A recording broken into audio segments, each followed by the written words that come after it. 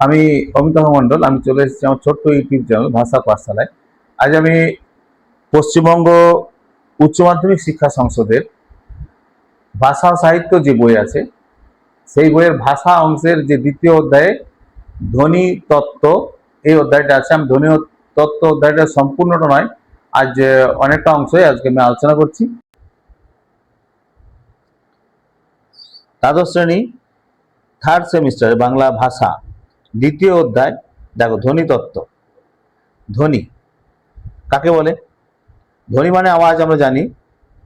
তো সেখানে বিভিন্ন রকম যে আওয়াজ হয়, কোথাও বাস যাচ্ছে তার হর্ন, মানুষের চিৎকার চেঁচামেচি, কিংবা পাখির ডাক, এগুলো কিন্তু আমাদের যে ভাষা আলোচনায় যে ধ্বনি, ধ্বনি নয় কিন্তু। কিংবা আমরা যদি হাঁচি কাশি, এগুলো কিন্তু ধ্বনি নয়। ধ্বনি বাংলা ব্যাকরণে ধ্বনি অর্থাৎ বাগধ্বনি। তাই ধ্বনির সংজ্ঞাটা এরকম হবে যে ভাষার ক্ষুদ্রতম অর্থহীন শ্রুতিগ্রাহ্য একক হলো ধ্বনি বা ধ্বনিমূল। তাহলে বর্ণ কাকে বলে? ধ্বনির লিখিত রূপকে বর্ণ বলে। বর্ণ দৃশ্যগ্রাহ্য। তাহলে ধ্বনির শ্রেণীবিভাগ দিয়ে আমরা শুরু করি। চলো দেখো, ধ্বনি এর দুটো ভাগে ভাগ করছি। বাঁ দিকে দেখো বিভাজ্য ধ্বনি, ডান দিকে অবিভাজ্য ধ্বনি। বিভাজ্য ধ্বনি আবার দু রকমের, স্বরধ্বনি, ব্যঞ্জন ধ্বনি। অবিভাজ্য ধ্বনি চার রকম: শ্বাসাঘাত, দৈর্ঘ্য, জ্যোতি, সুর তরঙ্গ। এরপর আমরা বলছি যে বিভাজ্য ধ্বনি কাকে বলে।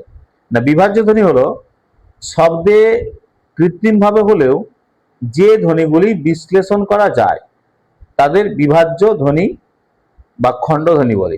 যেমন আমরা যদি 500 টাকা বলি, আমরা 500 এরকম উচ্চারণ করি না, 500 বলি, কিন্তু কৃত্রিমভাবে হলেও পাঁচটা আমরা ভাগ করতে পারি, যে প যুক্ত হসন্ত যুক্ত চন্দ্রবিন্দু যুক্ত আ যুক্ত চ হসন্ত, এইভাবে আমরা ভাগ করতে পারি।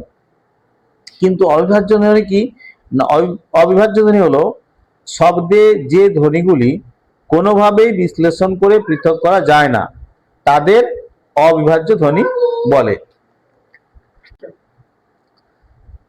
চলো আমরা এরপর স্বরধ্বনি এই বিষয়ে কয়েকটা তথ্য জেনে নিই। স্বরধ্বনি ধরো মৌলিক স্বর। মৌলিক স্বর কটি? 7টি। কি কি? অ, আ, হর্ষই, হর্ষ উ, এ, ও এবং এ। মানে হর্ষই হর্ষ উ না, মানে ই উ, মানে ওখানে দুটো ই, মানে একটা হর্ষই একটা দীর্ঘই। তো এই জন্য ই উ এটা নেওয়া আছে। আর একটা আমরা নতুন পাচ্ছি, যেটা হচ্ছে এ, অজফল আকার। আমরা একদিন ভাবে ফুল বলে যাবো, কবে বলি না একদিন, কিন্তু লিখি এ, কিন্তু বলি এ। তো এইটা হচ্ছে মৌলিক স্বরধ্বনি 7টি। যৌগিক স্বর 2টি, যথা ওই এবং ও। ওই হয়েছে দেখো যৌগিক কেন না, ও যুক্ত হর্ষই, তাই ওই যৌগিক। আর ও যুক্ত হর্ষ ও। এবং অর্ধস্বর, অর্ধস্বর কটি? 4টি অর্ধস্বর বাংলায়, যথা হর্ষ ই, হর্ষ উ, ও এবং অন্তস্থ অ। অর্থাৎ এইগুলি অর্ধস্বর নয়, অর্ধস্বর হিসেবে কখনো কখনো ব্যবহার হয়। যেমন যখন আমরা ভাই বলছি তখন হর্ষইটি কিন্তু অর্ধেকটা উচ্চারণ হচ্ছে, কিন্তু যখন ইঁদুর বলছি তখন হর্ষইটা সম্পূর্ণ উচ্চারণ হচ্ছে। এরকম হর্ষর ক্ষেত্রেও হয়। যেমন উষা যখন বলছি তখন সম্পূর্ণ উচ্চারণ হচ্ছে। আবার অর্ধ উচ্চারণ হচ্ছে কখন? যখন আমরা বলছি মৌ, বউ, তখন কিন্তু হর্ষটা অর্ধেকটা উচ্চারণ হচ্ছে, তাই এটা অর্ধস্বর। এরপর মিশ্র স্বর। মিশ্র স্বর কোনটা বাংলায়? রি এবং লি। রি লি কেন না, র একটা ব্যঞ্জন ধ্বনি আর হর্ষই হচ্ছে স্বরধ্বনি। তাহলে ব্যঞ্জন ধ্বনি স্বরধ্বনি নিয়ে ধ্বনিটা গঠিত হয়েছে, এই জন্য এটা মিশ্র ধ্বনি। লি এর ক্ষেত্রে তাই ল যুক্ত হর্ষই, এটা লি। হ্রস্বস্বর কোনগুলো? যেগুলো আমাদের শ্বাস বায়ু কম প্রয়োজন হয় সেই বর্ণগুলো উচ্চারণ করার সময়, সেগুলোকে হ্রস্বস্বর বলছে। যেমন অ, হর্ষ ই, হর্ষ উ, ওইটা হ্রস্ব বলাই হচ্ছে, হ্রস্ব ই, হর্ষ উ এবং অ, এটা হ্রস্বস্বর। দীর্ঘস্বর কোনগুলো? আ, দীর্ঘ ই, দীর্ঘ উ, এ, ও, ওই, এইগুলি। প্লুতস্বর। প্লুতস্বর অর্থাৎ যখন আমরা কান্নার সময় কিংবা কাউকে ডাকার সময় কিংবা গান গাওয়ার সময় যখন আমরা কোনো ধ্বনিকে টেনে টেনে উচ্চারণ করি, সেটা হচ্ছে প্লুতস্বর। যেমন মাকে ডাকছি মা, কিংবা ছা করে গান গাইছি সা রে গা মা পা, ছা, এই যে আ বলছি, এই ব্যাপারটা হচ্ছে প্লুতস্বর। তো উচ্চারণ স্থান অনুসারে স্বরধ্বনির শ্রেণীবিভাগ। উচ্চারণ স্থান অনুসারে আমরা যদি এরকম করে ভেবে নিই, খুব সহজে এটা কিন্তু মনে থাকবে। যেমন ধরো, প্রথম আমরা এইভাবে লিখলাম যে কণ্ঠধ্বনি, কণ্ঠ মানে কণ্ঠ যফরা দেওয়া হচ্ছে, কণ্ঠ ধ্বনি উপরে, উচ্চারণ স্থান হচ্ছে কণ্ঠ, উচ্চারণ স্থান তালু, তার জন্য এটা হচ্ছে তালব্য। তাহলে কণ্ঠ, তালব্য, ওষ্ঠ, এরপর হচ্ছে কণ্ঠ তালব্য, কণ্ঠস্থ, এভাবে মনে রাখতে হবে। কণ্ঠ তালব্য, কণ্ঠস্থ, এখানে কণ্ঠ তালব্য, কণ্ঠস্থ, তারপরে মূর্ধা। এইটা সিরিয়ালটি আমরা যদি মনে রাখি, তাহলে কি হবে, আমরা ধ্বনিগুলো পরপর উচ্চারণ করলে কিন্তু ওইখানে পেয়ে যাচ্ছি। মনে রাখতে হচ্ছে না যে অ কোথা থেকে উচ্চারণ হচ্ছে। অ আ কণ্ঠ, অ আ, তারপরে হর্ষই দীর্ঘই পড়ছে তালব্য, তারপর হর্ষ দীর্ঘ ওষ্ঠ, রিলি থাকে এখানে, রিল তো আমার বাড়ি দিয়ে দিয়েছি, হয়তো স্বরধ্বনির মধ্যে পড়েই না অ্যাকচুয়ালি। তারপরে যে কণ্ঠ তালব্য, এ ওই এটা তার সঙ্গে নেওয়া হয়েছে, এবং কণ্ঠস্থ হচ্ছে কণ্ঠ এবং ওষ্ঠ দিয়ে উচ্চারণ হচ্ছে ও এবং ও, আর রিটা হচ্ছে মূর্ধা।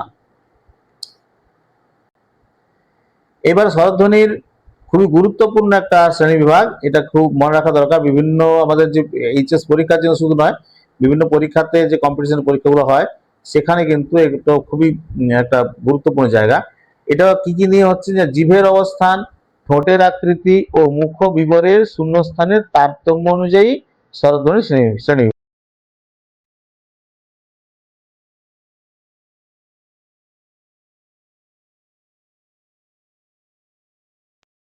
ছটা বক্স আছে, ছটি ঘর আছে উপর দিক থেকে, আর ডান দিক থেকে বাঁ দিক থেকে ডান দিকে আমার 5টা ঘর আছে।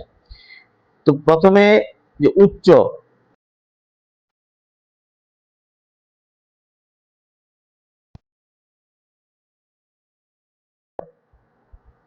হ্যাঁ, যে উচ্চ, আর ঠিক তার বিপরীতে দেখো গিয়ে নিম্ন, একবার নিচে।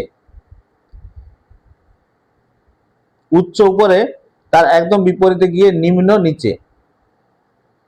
এরপর আমরা উচ্চ মধ্যে, উচ্চর সামনে রাখবো উচ্চ মধ্য, যে উচ্চ উপরে আর নিম্ন নিচে, এভাবে এটা মনে রাখলাম। তারপরে আমরা ডান দিকে গেলাম, যে সংবৃত ধ্বনি, সংবৃত স্বর ধ্বনি,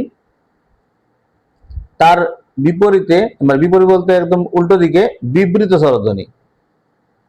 সংবৃত সামনে অর্ধ সংবৃত, আর বিবৃতর উপরে অর্ধ বিবৃত। এটা মনে রাখার সুবিধা হবে, সংবৃত বিবৃত, তার মাঝে এগুলো।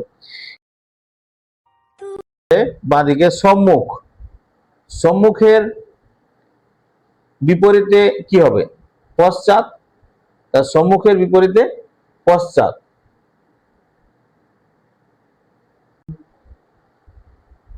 তো পশ্চাৎ, সম্মুখের ঠিক বিপরীতে পশ্চাৎ, আর মাঝে মধ্যস্থ। এরপর নিচে নামো, নিচে দেখো বাঁদিকে প্রসারিত, প্রসারিত এর বিপরীত কি হয়, সংকুচিত বা কুঞ্চিত, একদম শেষে গিয়ে কুঞ্চিত, মাঝে হচ্ছে কেন্দ্রীয়। এই ছকটাকে যদি মনে রাখি, তাহলে এরপরে যদি স্বরধ্বনি, এই যে আমাদের মৌলিক স্বরধ্বনি 7টা, এই 7টা মৌলিক স্বরধ্বনিকে বক্সগুলোতে বসাতে হবে। যেমন উচ্চ হর্ষই, এই হর্ষই এটা কি হচ্ছে, এটা উচ্চ ধ্বনি, এটা সম্মুখ, এটাই প্রসারিত, এটাই সংবৃত। তার 4টা অপশন পূরণ করলো। তাহলে উচ্চধ্বনি হর্ষই, এবং দেখা যাচ্ছে হর্ষউ।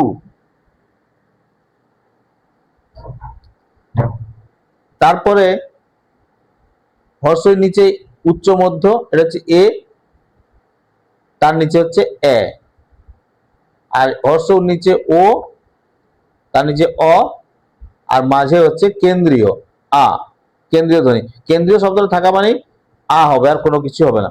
এবারে ঘটনা হচ্ছে যে আমি শুধু যদি মনে রাখি যে হর্ষই, এ এবং এ, এই 3টি ধ্বনি যদি মনে রাখি, তাহলে কিন্তু অন্য ধ্বনিগুলো অটোমেটিক আমি বসাতে পারবো। যে হর্ষই, এ, এ, আর এদিকে হচ্ছে উ, ও, অ, আর মাঝে আ। তাহলে এখানে দেখে দেখে বুঝতে হবে যে এ ধ্বনি যদি ধরি, এ, এটা হচ্ছে সম্মুখ উচ্চারণ হচ্ছে, এটা হচ্ছে উচ্চ মধ্য, এটা হচ্ছে অর্ধ সংবৃত, এটা প্রসারিত। এইটা কিন্তু বুঝতে হবে। কিংবা যদি বলি ও, ওটা কি, এটা পশ্চাৎ ধ্বনি, এটা অর্ধ সংবৃত ধ্বনি, এটা উচ্চ মধ্য ধ্বনি, এটা হচ্ছে কুঞ্চিত ধ্বনি। তো এটা স্বরধ্বনির আলোচনা মোটামুটি এটা এটা ভালো করে দেখো, তাহলে কিন্তু স্বরধ্বনি থেকে যেরকম প্রশ্ন আছে উত্তর দিতে পারো, কারণ সিলেবাসে এইটুকুই কিন্তু আছে। ধন্যবাদ।